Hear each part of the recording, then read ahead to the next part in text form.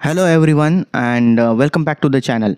आज के इस वीडियो में हम लोग ग्रेविटेशन इस चैप्टर के 2024 के अंदर जो PYQs आए थे उन्हें सॉल्व करने वाले हैं।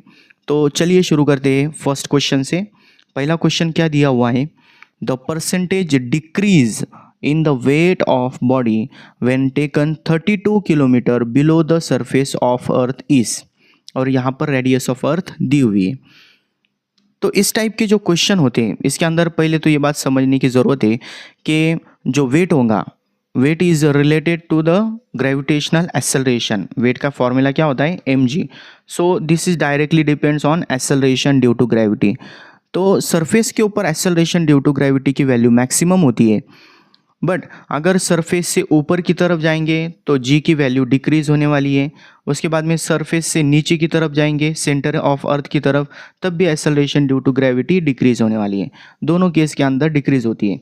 तो ये जो पहला क्वेश्चन है इसके अंदर डेप्थ दी हुई है, depth is given, depth D is equal to कितनी है, 32 किलोमीटर है। ठीक है, उसके बाद में radius of earth given data के अंदर है, दैट इज 6400 किलोमीटर।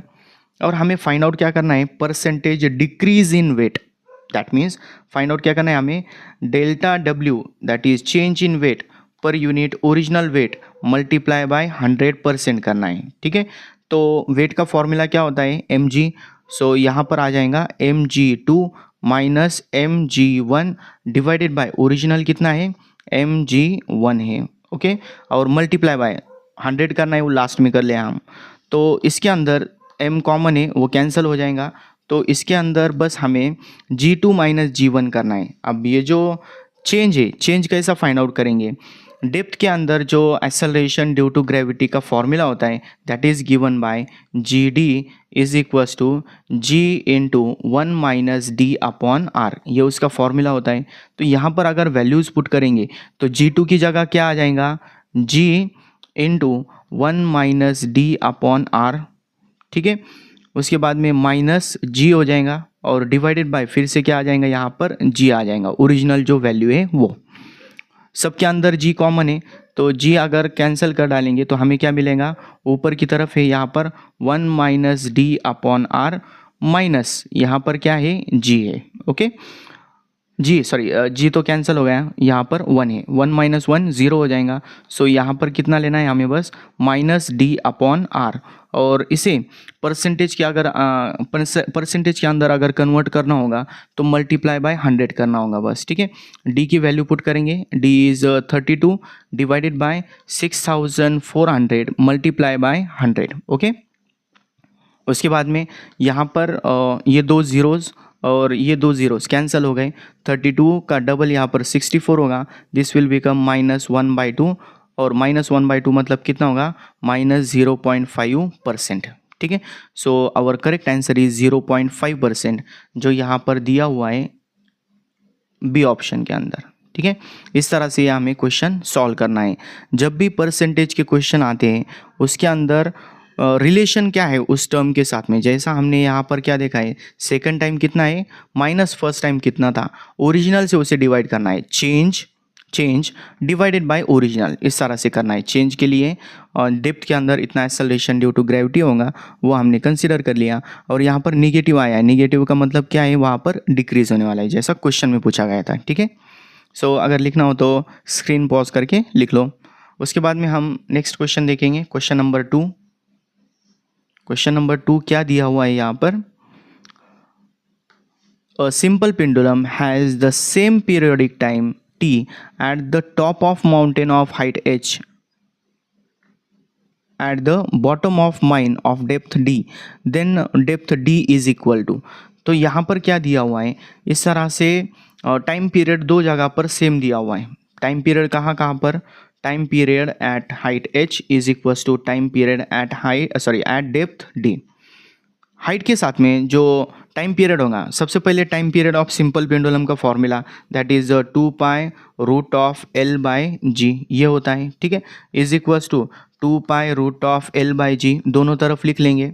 तो यहाँ पर चेंज होने वाली टर्म कौन सी है, कौन सी टर्म चेंज होने वाली है, यहाँ पर 2 पाई तो कॉमन है, कैंसिल हो जाएगा। उसके बाद में एल का कुछ रिलेशन दिया हुआ नहीं तो वो भी क्या हो जाएगा, कैंसिल। दोनों तरफ यहाँ पर 1/√g है, स्क्वायर कर लेंगे तो यहाँ पर h हो गया और यहाँ पर d होगा। तो यहाँ से हमें क्या मिलेगा, दोनों की वैल्यू इक्वल हो जाएंगी, that is GH is equals to GD। Square कर लिया है यहाँ पर तो हमें डायरेक्टली ये वैल्यू मिलेंगी। Acceleration due to gravity at height h is given by the formula g into 1 - 2h upon r, और gd की वैल्यू कितनी होती है, g into 1 - d upon r।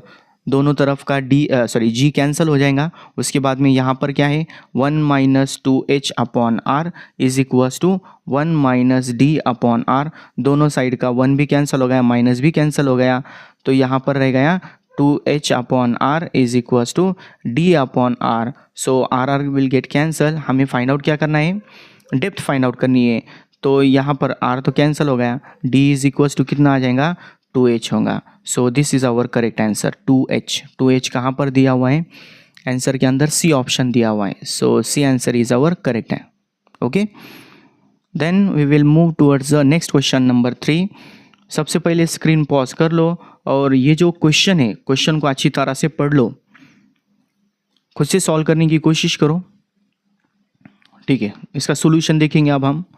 Question क्या दिया हुआ है, a satellite is orbiting just above the earth's surface with periodic time t second, assuming the earth to be a sphere of density d and radius r, the square of periodic time t square is equal to k। यहाँ पर एक equation दी हुई है, equation क्या है, T square is equals to के into G minus D raise to x, इस तरह से देगा, where K and X are constants, the respective values of K and X are. K और एक्स की वैल्यू हमें फाइंड आउट करनी है। सैटेलाइट अब ऑर्बिटल मोशन के अंदर है, ऑर्बिटल मोशन के अंदर अगर होगा तो उसका टाइम पीरियड कितना होता है, time period of satellite time period of satellite कितना होता है, that is given by t is equals to 2π√r³ upon gm, ये उसका फॉर्मूला होता है। और यहाँ पर अगर सरफेस ऑफ अर्थ के करीब होगा, अबोव द अर्थ सरफेस, पहले ही दिया हुआ है यहाँ पर अबोव द अर्थ सरफेस, तो इसकी जगह पर हम ये जो पॉइंट है r³, तो r की जगह r क्या होता है, स्मॉल r मतलब हाइट तक से अर्थ के सेंटर से जहाँ पर सैटेलाइट होगा उसका डिस्टेंस स्मॉल r से दिखाते हैं, और सरफेस ऑफ अर्थ तक जो डिस्टेंस होगा वो capital R, that is radius of circle. उसके बाद में हमें डेंसिटी के फॉर्म में ये लेना है, क्योंकि फॉर्मूले के अंदर d दिया हुआ है, d। सो डेंसिटी के फॉर्म में क्या लेंगे हम, mass in terms of density. क्या होता है, density equals to mass upon volume, तो मास इक्वल्स टू क्या हो जाएगा, डेंसिटी इनटू वॉल्यूम। डेंसिटी की जगह d दिया हुआ है, और वॉल्यूम ऑफ स्फीयर कितना होता है, 4/3πr³, तो यहाँ पर कैपिटल R ले लेंगे। ये वैल्यू अगर पुट करेंगे तो t इज इक्वल्स टू कितना आ जाएगा, 2π√r³ अपॉन g, m की जगह क्या हो जाएगा, d इंटू 4/3πr³, ये हो गया उसका फॉर्मूला। ओके, तो यहाँ पर इसके अंदर ये जो r³ है वो कैंसिल हो जाएगा, तो हमें फॉर्मूला क्या मिलेगा इस तरह से, t इज इक्वल्स टू 2π√, ये 3 डिवाइड का ऊपर जाने के बाद मल्टीप्लाई हो गया, डिवाइडेड बाय 4gd पाई, और क्या है यहाँ पर, बस इतना है। देन हमें g minus d equals to कितना है वो फाइंड आउट करना है। g माइनस डी नहीं, सॉरी, यहाँ पर g इंटू डी होगा, यहाँ पर एक करेक्शन है, यहाँ पर माइनस नहीं, डॉट है, डॉट मल्टीप्लिकेशन होगा, क्योंकि पॉसिबल ही नहीं है सब्ट्रैक्शन यहाँ पर। तो दोनों तरफ अगर हम स्क्वायर करेंगे तो स्क्वायर करने के बाद में क्या मिलेगा हमें, T square is equals to 4π² into 3 upon 4gd pi. तो इसके अंदर क्या कैंसिल हो जाएगा, यहाँ का जो 4 है वो 4 कैंसिल हो गया, उसके बाद में एक यहाँ पर पाई कैंसिल हो गया, क्या रहेगा यहाँ पर, ऊपर बस 3 है पाई, और डिवाइडेड बाई नीचे क्या आ जाएगा इस तरह से, g इंटू डी आ जाएगा। ओके, सो इसके अंदर टी स्क्वायर इक्वल्स टू लेना है तो हम क्या करेंगे, इस तरह से t square as it is लेंगे इक्वल्स टू 3 पाई भी एज इट इज़ कंसिडर करेंगे। और ये जो जी डी है, जी डी की यहाँ पर पावर कितनी है, 1 है। ऊपर आ जाने के बाद उसमें पावर कितनी हो जाएंगी, -1। सो जी डी रेस टू -1। इसको अगर हम गिवन फॉर्मूले से कंपेयर करते हैं तो टी स्क्वायर इक्वल्स टू कितना था, के इंटू जी डी है। Okay, g d raise to x, इस तरह से फॉर्मूला दिया हुआ है। ठीक है, यहाँ पर देखो इस तरह से फॉर्मूला है, टी स्क्वायर इक्वल्स टू के into g d raise to x. तो यहाँ पर के की वैल्यू कितनी है, 3 पाई, और जी डी रेस टू कितना है, -1। 3 पाई और -1, ये हमारा आंसर होगा। 3 पाई -1 कहाँ है, ए ऑप्शन के अंदर है। के और एक्स की वैल्यू इतनी होगी। बहुत बार सीईटी के अंदर ग्रेविटेशन चैप्टर के अंदर इस तरह के क्वेश्चन पूछे जाते हैं कि जिसके अंदर जो फॉर्मूला है उसे बस हमें डिज़ाइन करना होता है। ठीक है, देन नेक्स्ट क्वेश्चन देखेंगे हम। एक बार स्क्रीन पॉज कर लो और ये जो क्वेश्चन दिया हुआ है उसको अच्छी तरह से पढ़ लो, फिर हम इसे सॉल्व करेंगे। ठीक है, देन नेक्स्ट क्वेश्चन देखेंगे हम, क्वेश्चन नंबर 4। क्वेश्चन नंबर 4 देखो क्या दिया हुआ है यहाँ पर। A body of mass m kg starts falling from a point at a height 2r above the earth's surface. Its kinetic energy when it has fallen to a height r above the earth's surface. मतलब देखो पहली यहाँ पर जो height है, पहली जो height है वो हाइट कितनी है, h1 बोलेंगे हम उसे। अर्थ सरफेस के ऊपर 2r है, मतलब सेंटर से उसका डिस्टेंस कितना हो जाएगा, r + 2r, this will become 3r। Okay, उसके बाद में सेकेंड हाइट तक आ गए वो। सेकेंड हाइट कितनी है, r above the earth surface, that means r + r कितना हो जाएगा, ये 2r इतना हो गया। तो इतना नीचे आने के बाद में, फॉर एग्जांपल इस तरह से अर्थ सरफेस है, अर्थ सरफेस के ऊपर यहाँ से ऑब्जेक्ट नीचे की तरफ आने वाला है, तो कहाँ से कहाँ तक आ गया, वो h1 से h2 तक आ गया। तो इस केस के अंदर उसकी फाइंड आउट क्या करनी है हमें, काइनेटिक एनर्जी। सो सिंपल यहाँ पर क्या हो जाएगा, change in potential energy is converted into the kinetic energy. So simple हमें क्या करना है, बस पोटेंशियल एनर्जी कितनी चेंज हुई है वो फाइंड आउट करना है। So kinetic energy equals to, यहाँ पर क्या करना है, बस हमें फाइनल माइनस इनिशियल करना है। फाइनल माइनस इनिशियल अगर करेंगे तो कितना हो जाएगा, पहला पोटेंशियल एनर्जी का फॉर्मूला क्या होता है, -gmm/r। तो पहले हाइट कितनी है यहाँ पर, h1 है, तो r की जगह यहाँ पर हम h1 लेंगे या सिंपली r1 बोलेंगे, एज इट इज़ लेंगे r1 माइनस, उसके बाद में कहाँ पर आ जाएगा वो, -gmm और डिवाइडेड बाय यहाँ पर कितना हो जाएगा, r2 हो जाएगा। ठीक है, देन नेक्स्ट यहाँ पर हमें वैल्यूज़ बस पुट करने हैं। यहाँ क्या आ जाएगा, -gmm अपॉन नीचे की तरफ आ जाएगा यहाँ पर r1 की value 3r minus minus minus plus हो जाएगा, उसके बाद में gmm अपॉन 2r हो जाएगा। ठीक है, दोनों के अंदर r कॉमन है, gmm कॉमन है, so this will become gmm divided by r, और ब्रैकेट के अंदर क्या हो जाएगा, -1/3 + 1/2 होगा। डिनोमिनेटर अगर सेम करेंगे तो कितना मिलेगा हमें, क्रॉस मल्टीप्लिकेशन करने के बाद में -2 + 3 -1 रह जाएगा, -1/6, that means -gmm upon 6r हो जाएगा ये। ठीक है, -2 और +3 था, -2 + 3, दिस विल बिकम 3 - 2 1 हो जाएगा, और नीचे 6 आ रहे हैं। ओके, क्लियर है। तो यहाँ पर हमारा करेक्ट आंसर कौन सा है, देखो यहाँ पर एग्जैक्ट कौन सा आंसर मैच हो रहा है। इस तरह से अगर हम इसके अंदर देखेंगे तो gmm अपॉन 6r ये आंसर हमारा होगा। निगेटिव साइन रिप्रेजेंट कर रहा है कि जो यहाँ पर काइनेटिक एनर्जी या पोटेंशियल एनर्जी जो आई है वो कितनी होगी, निगेटिव के अंदर है, बस उसे काइनेटिक एनर्जी और पोटेंशियल एनर्जी के अंदर बस निगेटिव साइन का डिफरेंस होता है। क्लियर, देन नेक्स्ट क्वेश्चन देखेंगे हम। नेक्स्ट क्वेश्चन स्क्रीन पॉज करके देख लो क्या दिया हुआ है इसके अंदर। और next question is question number 5। Question number 5 क्या है, क्वेश्चन नंबर 5 इज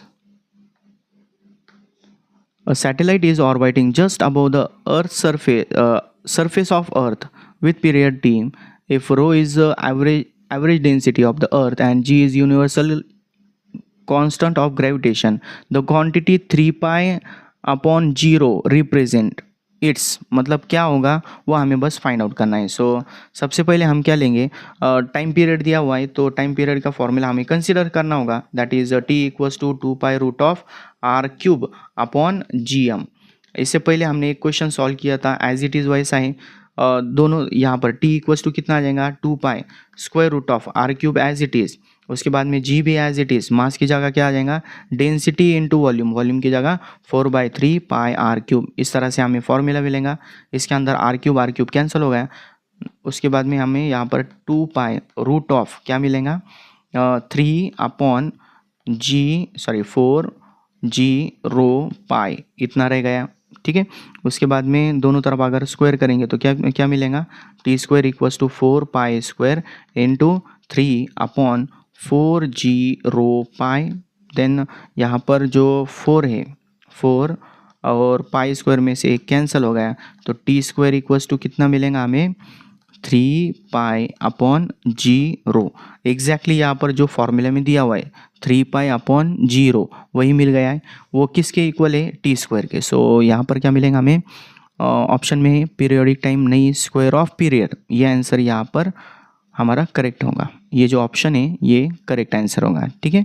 इस तरह से हमने यहाँ पर 5 क्वेश्चन सॉल्व कर लिए, बाकी आगे भी दिए हुए, बट वीडियो की लेंथ मुझे बस कम रखनी है तो मैं कम क्वेश्चन सॉल्व कर रहा हूँ।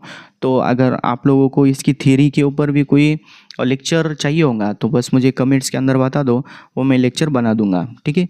मिलते हैं नेक्स्ट वीडियो में, तब तक के लिए पढ़ाई करते रहिए। Thank you so much.